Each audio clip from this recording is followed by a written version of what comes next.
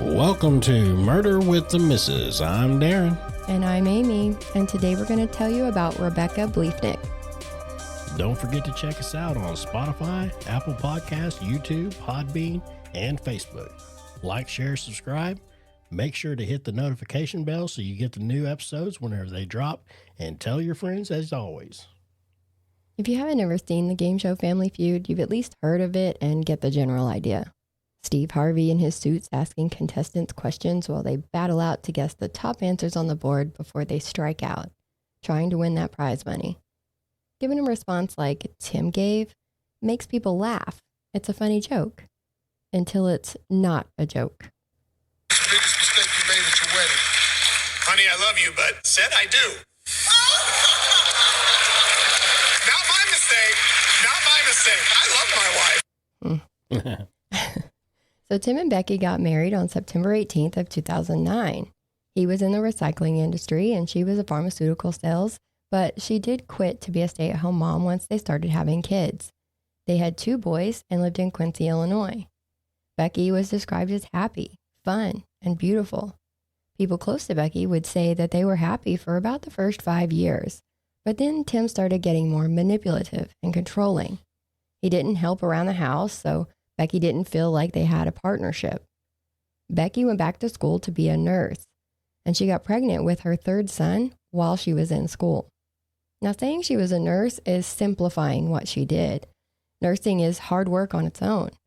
According to her obituary, Becky worked in gastrointestinal surgery, then the emergency room.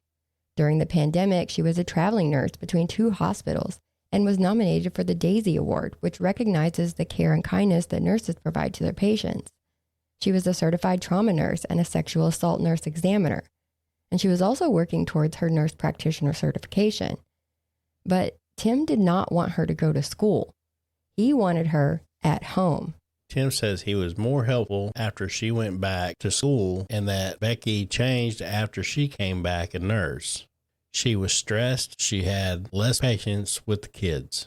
Yeah, so everybody on her side is saying that he got worse after she went back to school, but he's saying, no, it was her. It was all on her. And he said that's what created the conflict. Now, her sister Sarah would say that's not true. Like I said, that Tim filed for divorce on January 21st, 2021, because he couldn't control her anymore. Becky wanted to go to marriage counseling. She was still trying, but Tim refused. After he filed for divorce, Becky texted a friend. He has screamed in my face, he shoved me in front of the kids, and he has thrown things across the room. She texted another friend, I truly believe Tim has serious mental health problems, and he's becoming more vengeful and unpredictable. They were fighting over money, custody, and the marital home. Now, Becky lived in that home on Kentucky Road, and Tim was living about a mile away on Hampshire Street. In 2022, a nurse that she knew was murdered by her partner, and this prompted Rebecca to think about her own situation. She texted her sister, if something ever happens to me, please make sure the number 1 person of interest is Tim, as this is who would do something to me. I'm putting this in writing, that I'm fearful he will somehow harm me, come after me, or will try to do something to me that takes me away from my kids, or the kids away from me. He has already lied multiple times to paint himself as a victim and me as a perpetrator, when it is absolutely the other way around. No, I have not sent this to mom or dad, as I don't want them to be out of their minds with worry. The divorce documents were sealed as part of Becky's case, so a lot of information about the divorce didn't come out until later. Right, but we're going to go ahead and tell you now so that you have the information leading into the case. Another issue that Becky was having was that she didn't want Tim's dad, Ray, to have unsupervised contact with the kids. It seems that one of her witnesses for the divorce case was one of Tim's relatives that was going to testify that Ray had a history of perversion and abusing minor children many years earlier, a claim that Ray's lawyer said he vehemently denied. But she said that she confronted Tim about it and he told her to calm down, that their children were boys and the people he allegedly assaulted were girls. She said Tim threatened her that if she outed Ray, that Ray would probably have to move away and kill himself, and it would be Becky's fault. What the fuck? There were 3 people who claimed that Ray sexually assaulted them. 2 minors, and one that was 22 years old. There was even a 4th relative who said they witnessed some of the abuse. In September of 2021, Tim filed a protective order against Becky, saying he was being harassed and threatened by her. The judge did deny it. Then in October, she filed one against him, saying he was harassing her, physically abusing her, and interfering with her personal liberty, which means committing or threatening physical abuse, harassment, intimidation, or willful deprivation. She asked the court to keep Tim from coming to her house without permission. The court denied these requests, which really is wrong to me. If she had possession of the home and he lived somewhere else, she should have every right to say he can't just show up at her house, because he was showing up and taking stuff. So in November, she got a new lawyer. He said that Becky requested that Tim return a 9mm handgun back to her. Reportedly, Tim liked to target shoot, so he had several guns. Becky had given him this 9mm gun, but since it was registered in her name, she wanted it in her possession. If something happened and it was traced back to that gun, police would be knocking on her door. But Tim wouldn't give it to her. And then in December, she filed a protective order against Ray on behalf of the kids. But that was denied too because the court said the allegations didn't rise to the level required for an emergency protection order.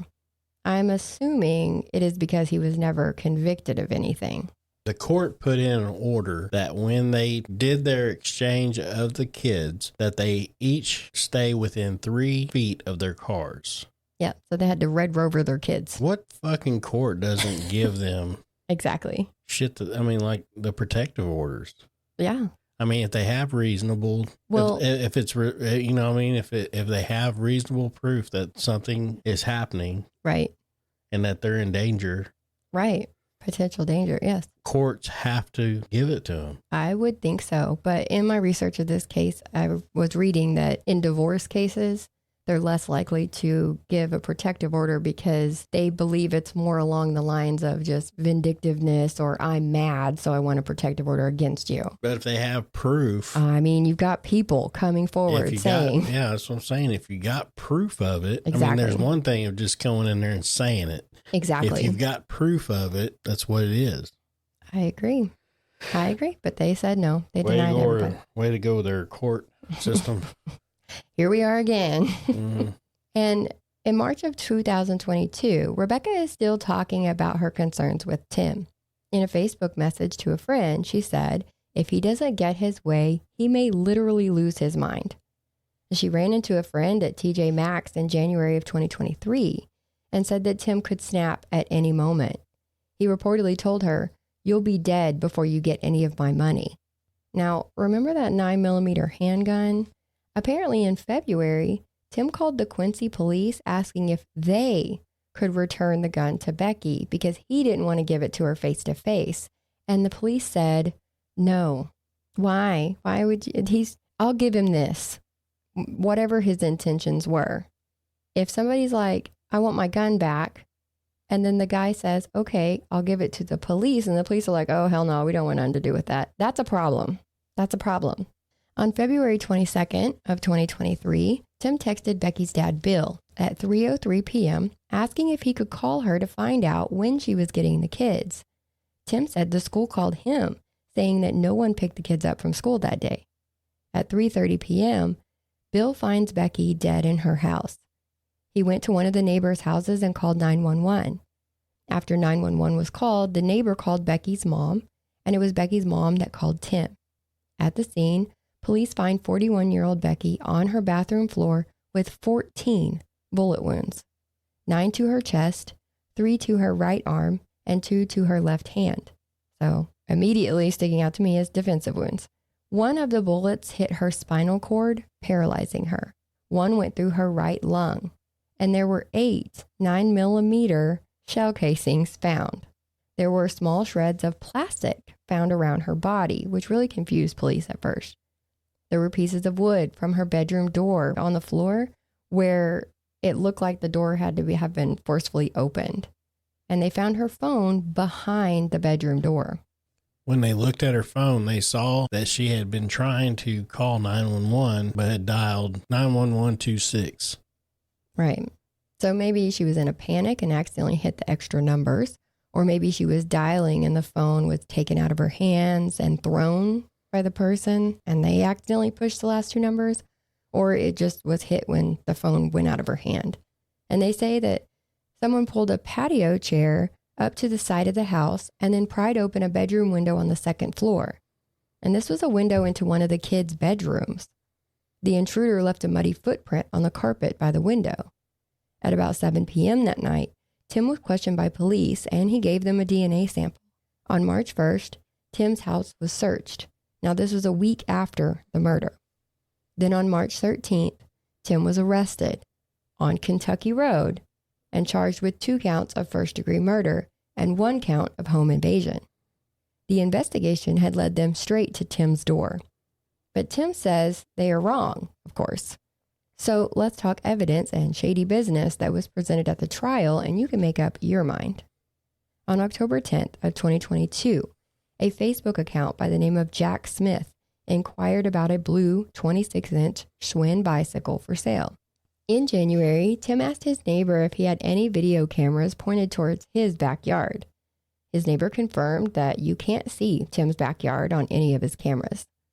On February 13th, Becky's boyfriend Ted came to her house around 11:45 and stayed the night. At midnight, so now we're on Valentine's Day, Tim's whoop armband lost connection to his phone from midnight to 1 a.m. Surveillance shows from the Quincy bus barn a bicycle rider going past and then back. Becky's neighbor gets a notification on his phone that his outside camera picked up a moving object. Now, this camera is set on their driveway, but it also shows alongside Becky's house. And the video shows a person walking up and down the driveway. At 1:10 to 1:30 a.m., Tim's laptop search history shows that he searched for license plate lookup, title registration lookup, VIN check lookup, and vehicle records. And the searches were for Ted's exact VIN and license plate numbers. So he bought that bike on Facebook, then rode it to Becky's house, saw somebody's vehicle in the driveway, and looked that person up to see who she was with. That's exactly what they're saying. Okay. Now, on February 21st, between 12:45 a.m. and 2:11 a.m., Tim's armband disconnected, and a bicycle rider is seen on that Quincy Public School surveillance video, riding southbound on 20th Street, then going east on Prairie Street. At 1:05 a.m., a person is seen on the neighbor's surveillance camera walking down the driveway towards the back of Becky's house, and 48 minutes later, the same person walks back up the driveway. The bike rider is then seen coming back, heading north on 20th Street, and then Tim's armband reconnects to his phone. So he's disconnecting his fitness tracker before he goes each time. Right. So you literally can track his activities. He turns his tracker off. You see the bike on surveillance go towards Becky's house. Mm-hmm. The neighbor sees a man or person walking up Becky's driveway. Then he walks back down the driveway. Then you see the bike go back past the bus barn. And then Tim automatically connects his armband again. So it's like, how do you get past that? Yeah. That's like pointing fingers. Like, here. Why here. even wear the fucking armband? I guess he was really into fitness. I don't know. But they're easily able to track his activities this way. That's what I'm getting at. Now, later that day, about 12:30, Becky messaged him and asked if he would keep the kids for a couple of extra nights. See, she had surgery around the 19th on her stomach and had been staying with a friend. She was home now, but belief is that she needed a little more time to recuperate. Now, on the night that she was killed, February 22nd, at 12:28 a.m., Tim's armband disconnects.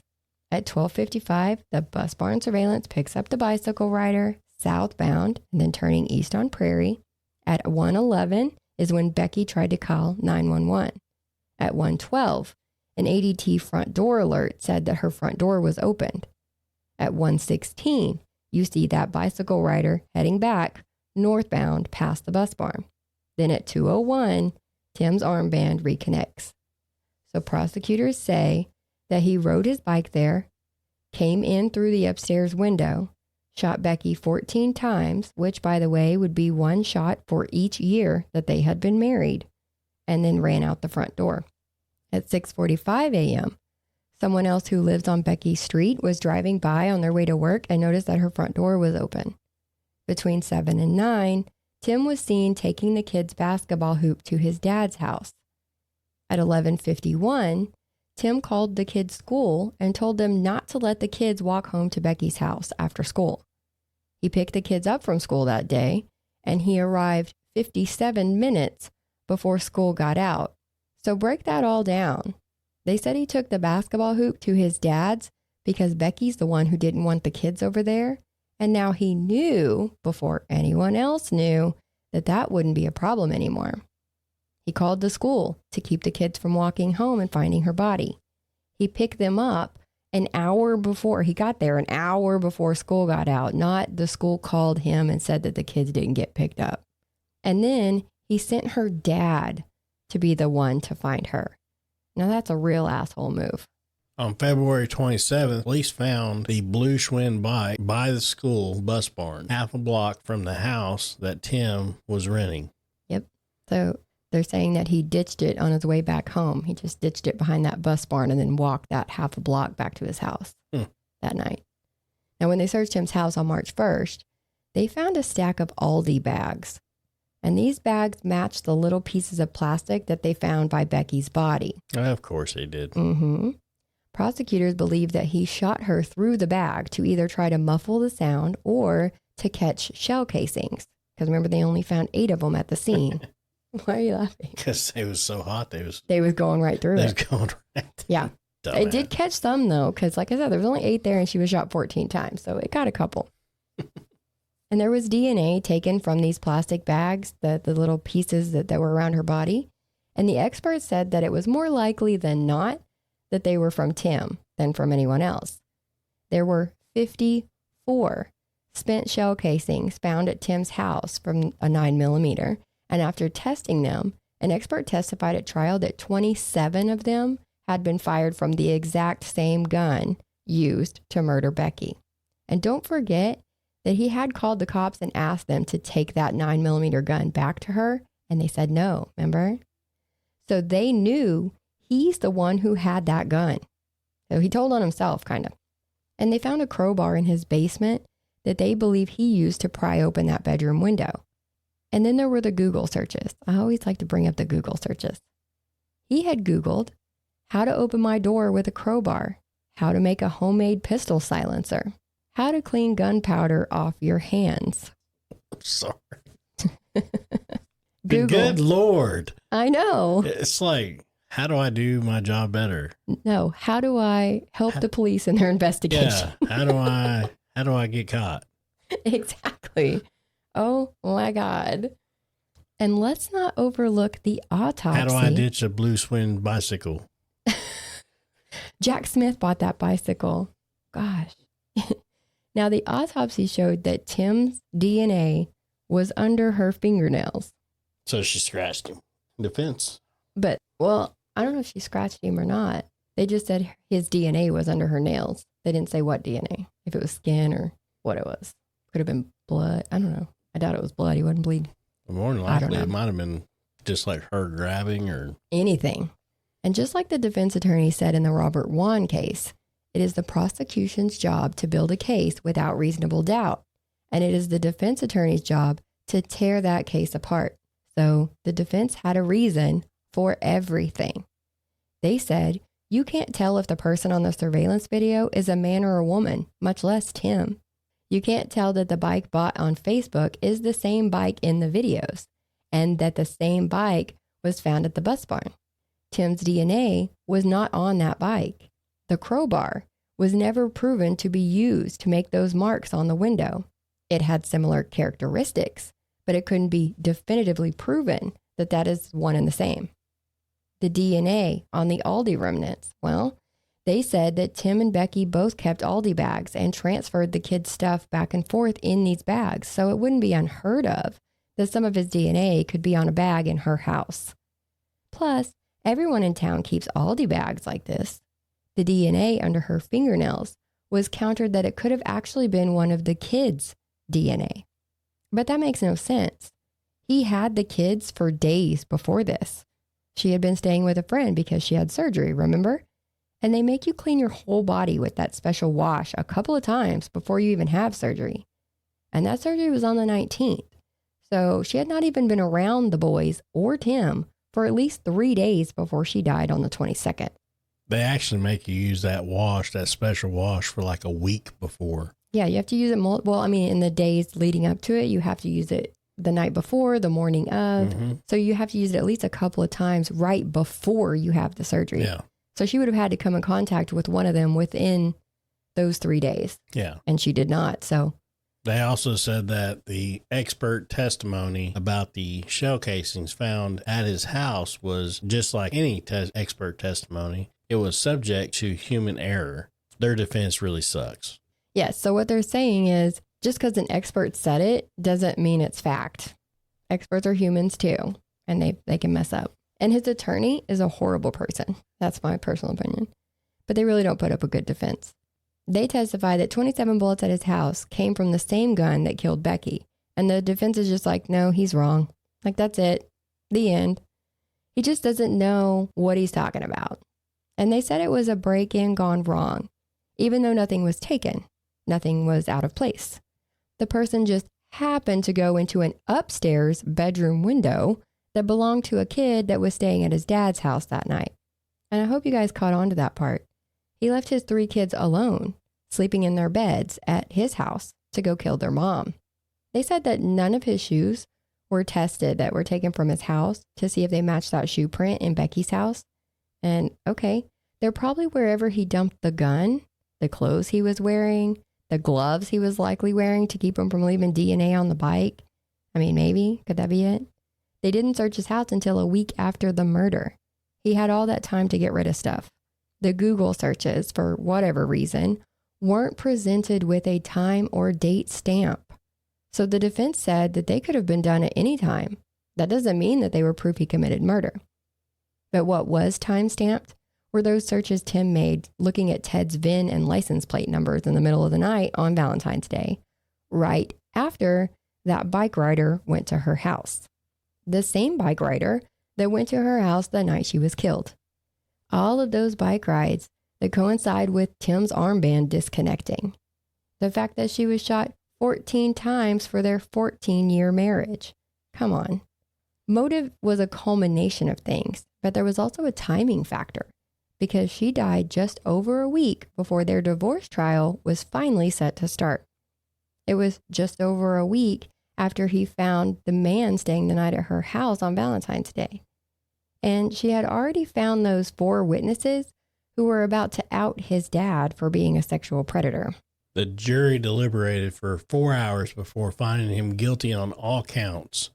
He was sentenced to 3 life sentences. Yep. Which merged into 1 natural life sentence, which means he'll never get out. Becky's sister Sarah said in part in her victim impact statement, "Your children's future will be forever impacted by your crime. They're already suffering. Maybe you should have Googled childhood PTSD in between your internet searches for homemade silencers and VIN numbers." So right. Tim had graduated from Quincy University in 2005 and had played football for the Hawks. In 2005, he was a linebacker on the team and finished with 287 career tackles, 4th best in the school's history. His 104 tackles as a senior in 2004 ranked 4th all-time in a single season. He was named NAIA All-American Second Team and the Don Hansen All-Region First Team that season. He was named to numerous all-conference teams during his career and was an NAIA All-American Scholar Athlete. He was a 4-time recipient of the Kevin and Sue Brenny Scholarship, and he received the Martin Heinen Award his senior year. So he was selected for the Hall of Fame in 2019. The committee voted in June of 2023 to go ahead and remove Tim from that Hall of Fame. Sucker. And that's where we are. Well, can you blame him? I absolutely cannot blame them. No. So they've pulled him. It sounds like he had a pretty good career in high school, but that doesn't negate what you do later in life. You know what I mean? Yeah. It doesn't make it okay. So that's where we are. He has filed an appeal. He has been declaring his innocence this whole time. So we'll see what happens, but pretty sure he's done. Yeah, pretty much. All right. Well, that's the end of this one. Well, guys, we'll catch you on the next one. Thanks for listening to us. Make sure you guys share, follow, subscribe, and tell all your friends. We'll catch you guys on the next one. Bye.